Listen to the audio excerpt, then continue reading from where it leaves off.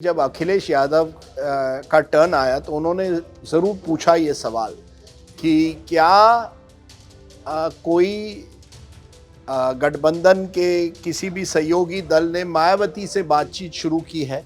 क्या ऐसा कोई प्रस्ताव है कि मायावती के साथ बातचीत हो या उनको भी इंडिया गठबंधन में लाया जाए।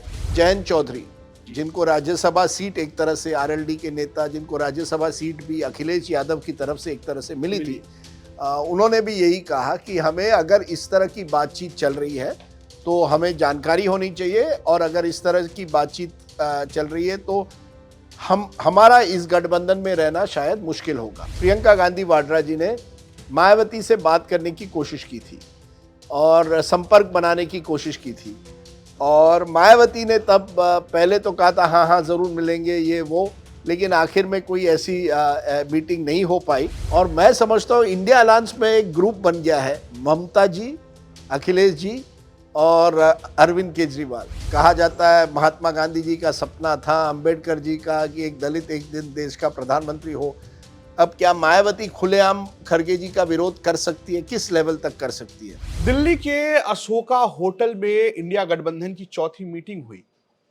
कहने वाले कह रहे हैं कि समोसा भी नहीं मिला इस बार, कांग्रेस के पास फंड की कमी थी। लेकिन राजनीति में जिस खबर ने सुर्खी बटोरी वो है मायावती के लिए अखिलेश यादव का वीटो। लेकिन अगर हम आपको ये बताएं कि हमारे पास ऐसे शख्स हैं जो ये बताएंगे कि उस गठबंधन की मीटिंग के अंदर क्या क्या हुआ और क्यों मायावती के खिलाफ वीटो लगा या मायावती को लेकर क्या हुआ, तो आपको कैसा लगेगा। जी हाँ, हमारे साथ मौजूद हैं इंडिया टुडे के कंसल्टिंग एडिटर राजदीप सरदेसाई जी, जिन्हें आप पहचानते होंगे, पहचान के मोहताज तो नहीं है। सर, सबसे बड़ा सवाल, चूंकि आप थे वहां पे, मौजूद थे, क्या हुआ आखिर, क्या अखिलेश यादव ने मायावती को लेकर कहा? देखिए, जो हमें जानकारी है उसमें जब अखिलेश यादव का टर्न आया तो उन्होंने ज़रूर पूछा ये सवाल कि क्या कोई गठबंधन के किसी भी सहयोगी दल ने मायावती से बातचीत शुरू की है। क्या ऐसा कोई प्रस्ताव है कि मायावती के साथ बातचीत हो या उनको भी इंडिया गठबंधन में लाया जाए, और अगर ऐसी कोई संभावना है या ऐसी कोई बातचीत चल रही है तो वो फिर गठबंधन में नहीं रह पाएंगे अगर मायावती को गठबंधन में शामिल किया जा रहा है। और ये भी सुनने में आया कि जयंत चौधरी, जिनको राज्यसभा सीट एक तरह से आरएलडी के नेता, जिनको राज्यसभा सीट भी अखिलेश यादव की तरफ से एक तरह से मिली थी, उन्होंने भी यही कहा कि हमें अगर इस तरह की बातचीत चल रही है तो हमें जानकारी होनी चाहिए, और अगर इस तरह की बातचीत चल रही है तो हमारा इस गठबंधन में रहना शायद मुश्किल होगा। तो मैं वीटो शब्द आप कह सकते हैं, लेकिन कहीं ना कहीं अपनी नाराजगी बताई, जहां दूसरी तरफ से ये बात आई कि इस गठबंधन में इस समय किसी ने मायावती से अभी तक बातचीत शुरू नहीं की है। देखिए, अटकलें कई दिनों से, हफ्तों से लगाई जा रही है कि एक ना एक दिन मायावती आ सकती, और अभी नहीं आएंगी, लेकिन एक बार चुनाव ऐलान हो जाए तब आ सकती है। तो अब के लिए जिस तरह से वो बैठक हुई उसमें तो ये साफ हो गया है कि मायावती अब नहीं आएगी, या कम से कम जैसे आपने कहा एक नाराजगी जताई गई है अखिलेश की, और वीटो भी आप कह दीजिए कि हम तैयार नहीं है मायावती के साथ गठबंधन में आने के लिए। एक सीधा सवाल यह है कि क्या कांग्रेस के अंदर मायावती को लेकर कोई बातचीत हुई है? इसकी कोई जानकारी है आपको? क्या दिल्ली की कांग्रेस चाहती है कि मायावती आए, यानी कि मैं बात कर रहा हूं आला कमान? देखिए, बड़ी इंटरेस्टिंग बात है कि 2022 में जब चुनाव हुए थे यूपी के, तब ये सुनने में आ रहा था कि मायावती जी ने कि प्रियंका गांधी जी ने, सॉरी, प्रियंका गांधी वाड्रा जी ने मायावती से बात करने की कोशिश की थी और संपर्क बनाने की कोशिश की थी, और मायावती ने तब पहले तो कहा था हाँ हाँ ज़रूर मिलेंगे ये वो, लेकिन आखिर में कोई ऐसी मीटिंग नहीं हो पाई। लेकिन वो चाहती थी, प्रियंका गांधी वाड्रा जनरल सेक्रेटरी है यूपी की, वो चाहती थी कि हो सके तो कम से कम पूछते तो है मायावती जी को कि क्या कोई मीटिंग हो पाएगी या कोई हमारे बीच में कोई गठबंधन हो पाएगा, लेकिन वो हुआ नहीं उस समय। अब इस समय मुझे नहीं लगता कि इंडिया अलायंस के किसी कांग्रेसी नेता ने उच्च स्तरीय पर मायावती से मीटिंग की है या बातचीत हुई है। लेकिन कौन जाने अगले 4-8 हफ्तों में इतने इनके नेता हैं, कई लोग मायावती को जानते भी हैं, लेकिन लगता तो नहीं है मायावती इस गठबंधन के साथ आएगी। यूपी की पॉलिटिक्स में लोग ये कह रहे हैं कि दो धड़े हो गए हैं, एक प्रियंका गांधी का धड़ा है और एक राहुल गांधी का धड़ा है। प्रियंका गांधी वाला चाहता है कि दोस्ती जो है वो मायावती से हो, और राहुल गांधी वाला धड़ा जो है वो चाहता है कि अखिलेश यादव ही बेहतर है। देखिए, राहुल गांधी वाला धड़ा तो मुझे लगता है चाहता है कि यार ये हम कहाँ जा रहे हैं, ना मायावती के साथ ना अखिलेश यादव के साथ, हमें अपनी पार्टी मजबूत करनी चाहिए। क्योंकि आपको मालूम होगा 2017 में ये दोनों साथ में जी। गए थे, कांग्रेस और लड़कों की समाजवादी जोड़ी। पार्टी, और तब वो कुछ बात उसके बाद बनी नहीं। तब अखिलेश यादव को भी लगा कि राहुल गांधी, जब उसके बाद भी उन्होंने संपर्क करने की कोशिश की, तब राहुल गांधी का जवाब नहीं आया। तो उन दोनों के अखिलेश और राहुल गांधी के बीच संबंध ठीक है, लेकिन ऐसी कोई बात नहीं हुई कि आप कह सकते हैं कि हम चाहते हैं कि उन्हीं के साथ जाए। प्रियंका गांधी वाड्रा ने जरूर कोशिश की थी कि मायावती के साथ कुछ ना कुछ बात बने, जो नहीं बन पाई। अब इंडिया अलायंस में तो अखिलेश जी हैं, और मैं समझता हूँ इंडिया अलायंस में एक ग्रुप बन गया है, ममता जी, अखिलेश जी और अरविंद केजरीवाल। इन तीनों के बातों में मुझे लगता है ये एक दूसरे से काफी इंटरेक्शन इनका हो, या काफी नहीं लेकिन कुछ ना कुछ इंटरेक्शन हो रहा है पर्दे के पीछे, और वो एक तरह से एक group with in a group बन गया है, जिसमें ममता बनर्जी और अरविंद केजरीवाल ने कल मल्लिकार्जुन खड़गे की मैं बात इस पे ही एक सवाल पूछ रहा था आपसे कि क्या मल्लिकार्जुन खड़गे का नाम जो प्रस्तावित किया गया, जी। लोग कह रहे हैं कि ममता बनर्जी ने पहले जो मीटिंग्स की तमाम नेताओं से, उसमें अखिलेश यादव से भी मुलाकात की, राम गोपाल, क्या मल्लिकार्जुन खड़गे को पीएम पद के लिए प्रस्तावित करना इस ये संदेश था कि मायावती को बाहर कर रहे हैं? नहीं, देखिए, ये दो चीजें हो सकती है इसमें। इसमें तो एक हो सकता है कि आप मल्लिकार्जुन खड़गे को प्रोजेक्ट करते हैं एज प्रधानमंत्री, आपके प्रधानमंत्री कैंडिडेट के हैसियत से, तो फिर मायावती कितना उनको इनका विरोध कर पाएगी? क्योंकि ये तो कहा जाता है महात्मा गांधी जी का सपना था, अंबेडकर जी का, कि एक दलित एक दिन देश का प्रधानमंत्री हो। अब क्या मायावती खुलेआम खड़गे जी का विरोध कर सकती है? किस लेवल तक कर सकती है? तो मुझे नहीं लगता कि ममता या अरविंद केजरीवाल ने ये निर्णय लिया क्योंकि वो चाहते थे कि इस निर्णय के बाद तो मायावती आएगी नहीं। वो उसमें नहीं था, वो तो अलग कारण था। मुझे लगता है वो कहीं ना कहीं एक डिमांड है इंडिया अलायंस की कि एक कन्वीनर किसी को बनाया जाए। उसमें नीतीश जी अपना नाम आगे करने की कोशिश कर रहे थे, उस बीच में ममता और अरविंद जी ने खड़गे जी का नाम आगे किया। तो ये तो मुझे लगता है कहीं आप उसे मायावती की जी की पॉलिटिक्स से मत जोड़िए। ये ममता और केजरीवाल अपनी पॉलिटिक्स एक तरह से कर रहे हैं। चलिए, अच्छा, अगर ये लोग नहीं भी आ रहे हैं, बड़ी दिलचस्पी है दर्शकों की ये जानने में कि आखिर होगा क्या अगर ये तीन फ्रंट पर चुनाव होता है यूपी में, और सर्वे, ईटीजी सर्वे अभी किया है, वो लोग 70 से 72 सीटें बीजेपी को दे रहे हैं।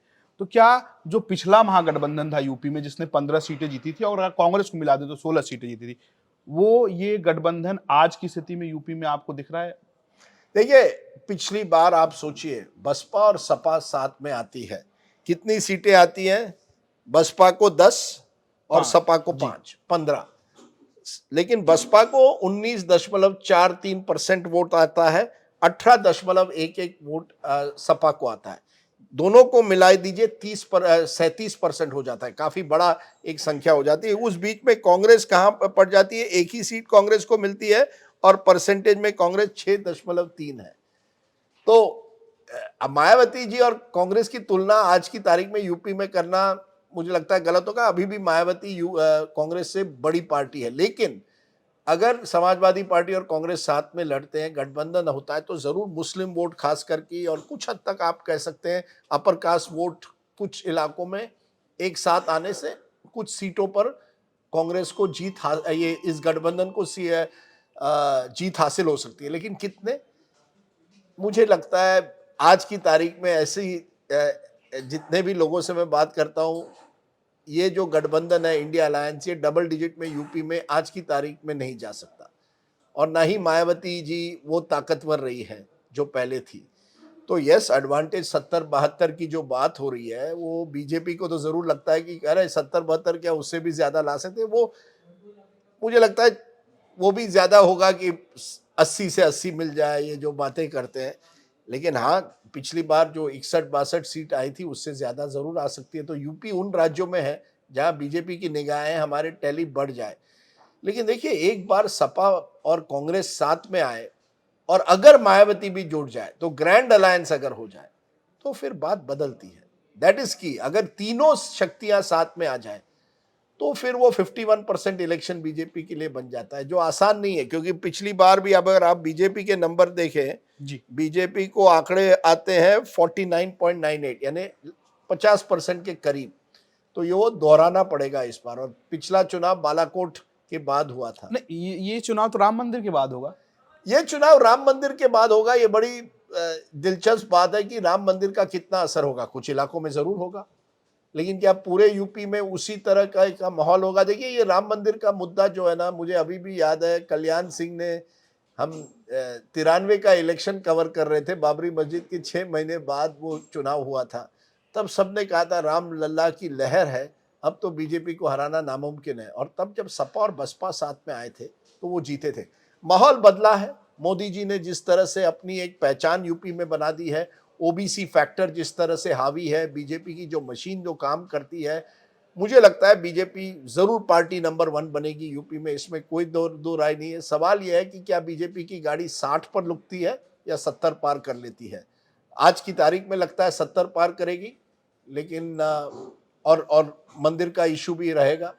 लेकिन तो विपक्ष के सामने बहुत कम ऑप्शंस है यूपी में। और जब तक आप यूपी नहीं जीतते हैं, तब तक आप देश नहीं जीत सकते।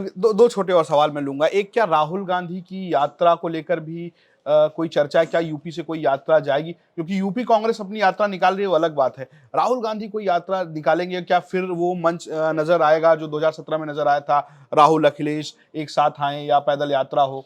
देखिए, जो बात चर्चा में है वो है कि राहुल गांधी शायद शायद एक रोजगार यात्रा निकालेंगे। वो यात्रा अरुणाचल प्रदेश से शुरू, क्योंकि पिछली यात्रा जो थी वो दक्षिण से उत्तर गई, तो अभी बात चल रही है पूर्व से पश्चिम की यात्रा करेंगे।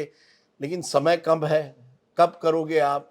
22 तारीख तक तो मंदिर का माहौल होगा, तो करना तो है। तो उसके बाद अगर शायद करो, अगर तब करोगे, पहले हफ्ते, मार्च के पहले हफ्ते में चुनावों का ऐलान होगा, हो सकता है कि कुछ ना कुछ यात्रा हो सकता है कि ये जरूर है कि जॉइंट रैलीज होंगे। तो राहुल गांधी और अखिलेश यादव आज की तारीख में एक प्लेटफॉर्म पर आएंगे, ये लगभग तय है। पर क्या उसका कितना असर होगा? 2017 में इतना असर नहीं हुआ था। उसके बाद तो अब योगी फैक्टर भी आ गया है, योगी प्लस मोदी, ये जो डबल इंजन जो क्या यूपी में। प्लस है वो यूपी में? मुझे लगता है, देखिए, हम, आप मुझे बताइए, 2022 में तो प्लस तो नजर आया था। क्या बदला है? क्या बदला है कि आप कह सकते हो कि वो प्लस नहीं है? बदला, मतलब ये बदला इसलिए है क्या कि एक संभावना, जो जिस तरीके से 3 राज्यों में पुराने धाकड़ नेताओं को दरकिनार किया गया, चाहे वो शिवराज हो, सिंधिया हो, माफ कीजिए, राजस्थान हो, या छत्तीसगढ़ में रमन सिंह हो, उसके बाद ये चर्चा है कि क्या 2024 में योगी मोदी प्लस होंगे, यानी जो योगी मोदी प्लस उपयोगी का फॉर्मूला बीजेपी देती है, वो होता हुआ जमीन पर नजर आएगा। बड़ी टकरार नजर आती है वहां भी सरकार में। ओम प्रकाश राजभर गए हैं, मंत्री अभी तक बन नहीं पाए, तो ये कुछ ऐसे। देखिए, वो तो स्टेट लेवल पर है। स्टेट लेवल पर तो टकराव है। वो तो 2022 के चुनाव के पहले भी था। कई मंत्री कहते थे कि योगी जी हमारी बात नहीं सुनते। कई एमएलए ने एक तरह से अपनी बात रखी थी कि हमारी बात योगी जी नहीं सुन रहे हैं, केंद्र में तकरार की थी। लेकिन जब केंद्र का चुनाव होता है तो वो लीडरशिप पर होता है। और उस लीडरशिप के चुनाव में अभी भी मुझे लगता है कि उपयोगी पढ़ सकते हैं मोदी और योगी। एक आखिरी सवाल, सीट शेयरिंग को लेकर क्या बातचीत हुई?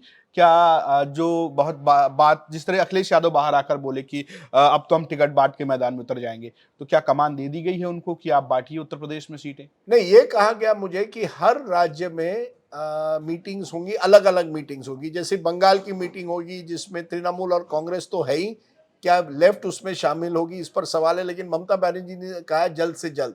जल्द से जल्द का मतलब, उनका मतलब है दिसंबर 31, लेकिन मुझे लगता है जनवरी के पहले हफ्ते में शायद बंगाल के या महाराष्ट्र के नंबर्स। हमने उद्धव ठाकरे से बात की, उन्होंने कहा हम तो पूरा तैयार है, अगले हफ्ते हम ऐलान कर सकते हैं। तो अलग अलग राज्यों में अलग अलग तारीखें हैं। ऐसा कोई ये नहीं कि एक ही दिन में सारे 30 नेता बैठेंगे। अब हर राज्य के नेता बैठेंगे। तो अखिलेश यादव जी, प्रियंका गांधी वाड्रा, जयंत चौधरी, इन सबको एक साथ बैठकर तय करना पड़ेगा किसको कितनी सीटें। ये कोई मुझे नहीं लगता अगले हफ्ते होने वाला है। यूपी में थोड़ा समय लग सकता है, लेकिन सवाल यह है कि कितनी सीटें देने के लिए राजी हो सकती है समाजवादी पार्टी कांग्रेस को। कांग्रेस चाहती है कि कम से कम हमें 15-20 सीटें दी जाए। मुझे नहीं लगता कि अखिलेश उनको 5-10 से ज्यादा देना चाहते हैं। और जयंत कितना चाह रहे हैं? जयंत चौधरी तो अपने 2-3 सीटों से खुश होंगे। अच्छा, मैं ये पूछा था कि क्या ये भी चर्चा है कि नरेंद्र मोदी के खिलाफ वाराणसी से जैसे केजरीवाल जाके लड़ गए, कोई लड़ेगा? क्योंकि यूपी में बहुत चर्चा है कि प्रियंका गांधी को उतार दीजिए आप, नीतीश कुमार रैली कर रहे थे वो रोक दी गई, तो उनकी भी चर्चा है कि वो भी लड़ जाए। नहीं, देखिए, ममता बनर्जी ने उठाया कल के मीटिंग में, खरगे का नाम उठाया और साथ साथ में ये बात भी कही कि प्रियंका गांधी वाड्रा क्यों नहीं खड़ी रहती मोदी जी के सामने। ममता बनर्जी कह रही है कि अगर आपको इस चुनाव में फाइट में रहना है तो आपको आउट ऑफ द बॉक्स चीजें करनी पड़ेगी, ऐसी चीजें जिसकी उम्मीद नहीं है, आपको कुछ रिस्क लेने पड़ेंगे। जब तक आप रिस्क के लिए तैयार नहीं है आपको रिवॉर्ड नहीं मिलेगा। तो ममता बनर्जी ने प्रियंका गांधी वाड्रा का नाम जरूर रखा है कि वो वाराणसी से लड़े मोदी जी के खिलाफ। अब ये सवाल है कि क्या वाकई वो लड़ेंगी या इसी तरह से प्रचार करेगी, क्योंकि मोदी जी के सामने लड़ना आसान नहीं है। बिल्कुल, राजदीप जी की बात माने तो अखिलेश यादव और जयंत चौधरी दोनों इस बात पे साथ हैं कि या तो मायावती आएंगी, यानी उन्होंने नाराजगी जताई है, और साथ ही साथ खरगे को आगे करना, दलित पॉलिटिक्स, और क्या वाराणसी से प्रियंका गांधी सीधा चुनौती देंगी नरेंद्र मोदी को, जो प्रस्ताव इंडिया गठबंधन में रखा गया है। ये देखना बहुत दिलचस्प होगा। आपको क्या लगता है कमेंट बॉक्स में जरूर बताइएगा। फिलहाल आपका बहुत बहुत शुक्रिया सर। नमस्कार। और आप सभी दर्शकों का आभार। देखते रहिए यूपी तक। नमस्कार।